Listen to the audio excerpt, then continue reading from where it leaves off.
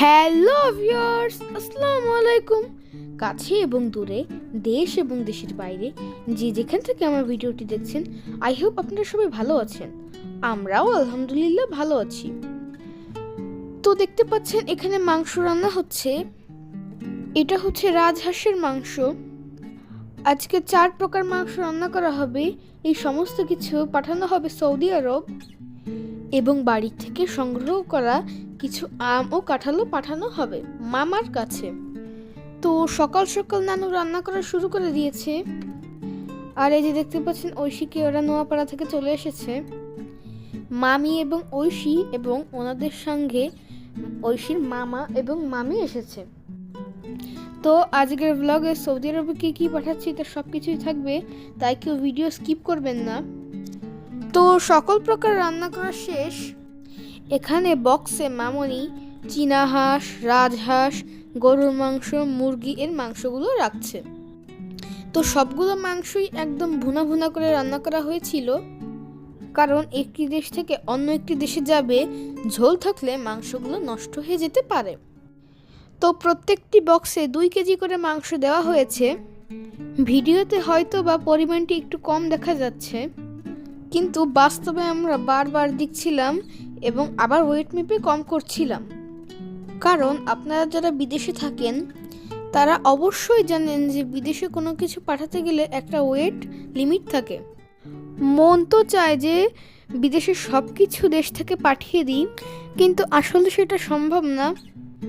আমার নানু রাত 4টার সময় উঠে এই রান্নাগুলো শুরু করেছিল, শুধুমাত্র ছেলেকে তার হাতে রান্না খাওয়াবে বলে। কারণ মামা 2.5 বছরের বেশি সৌদি আরবে আছে, নানু ইচ্ছা করলেও তাকে রেঁধে খাওয়াতে পারে না, তাই এত আয়োজন। তো 4 প্রকার মাংসের সাথে কিন্তু কচু শাক, ইলিশ মাছের মাথা দিয়ে রান্না করা হয়েছিল। কারণ মামা বলেছিল চুনো মাছের চচ্চড়ি খাবে, তাই নানু চুনো মাছের চচ্চড়িও করে দিয়েছিল। আর এখানে দেখতে পাচ্ছেন গাছের আম, কাঁঠাল এবং কিছু কেনা আমও দেওয়া হচ্ছে। বিদেশে টাকা হলে সব কিছুই কিনে খাওয়া যায়, কিন্তু বাড়ির জিনিসের যে তৃপ্তি এটা পাওয়া যায় না। তো এখানে বারবার মেপে মেপে সমস্ত কিছু দেওয়া হচ্ছিল, কিন্তু কোনোভাবেই ওয়েট ম্যানেজ হচ্ছিল না। মামা কচু খেতে চেয়েছিল, তাই একটি মান কচুও দিয়েছিলাম। তো সব কিছু মিলে কিন্তু অনেক ওয়েট হয়ে গিয়েছিল। তো যারা আমার ভিডিওর এ পর্যায়ে চলে এসেছেন, আমার ভিডিওর যদি কোনো একটি অংশ আপনাদের পছন্দ হয়ে থাকে তাহলে প্লিজ আমার ভিডিওটি একটি লাইক দিয়ে দিবেন।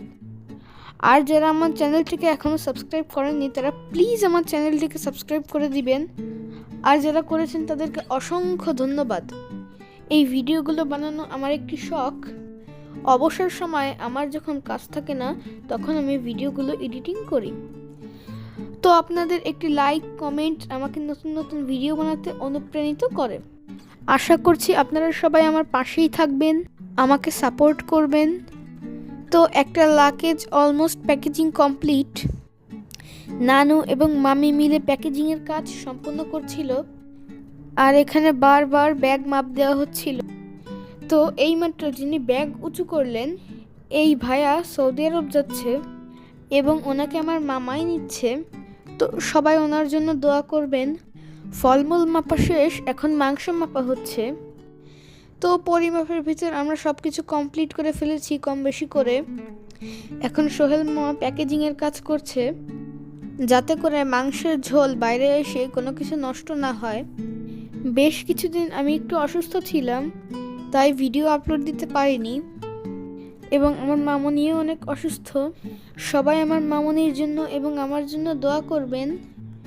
তো ভিডিওটি কিছুদিন আগে করা ছিল, কিন্তু অসুস্থতার কারণে আমি ভিডিও দিতে পারিনি।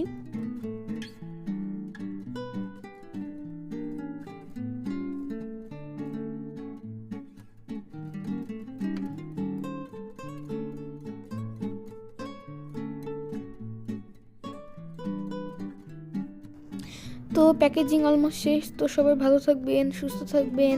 আল্লাহ হাফেজ, আসসালামু আলাইকুম।